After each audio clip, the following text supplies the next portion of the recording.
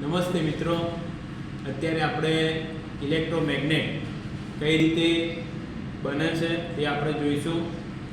તો અહીંયા બે લોખંડની 2-3 પટ્ટીઓ એ આની અંદર રાખેલી છે અને એના ઉપર તમે જુઓ છો કે આ જે તાંબાનો જે તાર છે, જે તમે કોઈ પણ મોટર કે નજીકમાં કોઈ દુકાનમાંથી પણ લઈ શકો. તો આ તારને આપણે આ રીતે એના ઉપર વીંટાળેલો છે અને આ તાર વીંટાળ્યા બાદ જે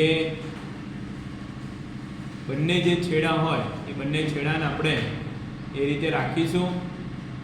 અને આ જો કોટિંગ કરેલો તાર હોય તો એના ઉપરથી કોટિંગ છે આપણે દૂર કરવું પડે.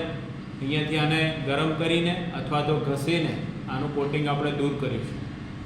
હવે મારી પાસે એક આ બેટરી છે. આપણે આ બેટરીના બંને છેડાને આપણે આની સાથે ટચ કરાવીશું, જેથી આની અંદર વિદ્યુત પ્રવાહ પસાર થાય. તો અહીંયા તમે જોઈ શકો છો કે આપણે અને અહીંયા કેમેરો ફોકસ કરજો. તો આ જે બેટરીના કારણે આની અંદરથી ઇલેક્ટ્રિક પ્રવાહ પસાર થાય અને ચુંબકીય ક્ષેત્ર ઉત્પન્ન થાય.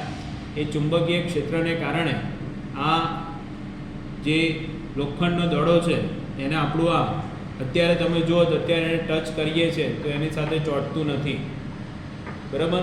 પરંતુ જ્યારે આની અંદરથી આપણે મેગ્નેટ ને બનાવવા માટે પાવર સાથે એને આપણે જોઈન્ટ કરીશું ત્યારે આની અંદર ચુંબક ઉત્પન્ન થશે અને આ જે ગોળો છે એની સાથે ચોંટી જશે, બરાબર. તો આ રીતે આપણે ઇલેક્ટ્રોમેગ્નેટ બનાવી શકીએ, અથવા તો આને આપણે સોલેનોઇડ તરીકે પણ ઓળખીએ છીએ.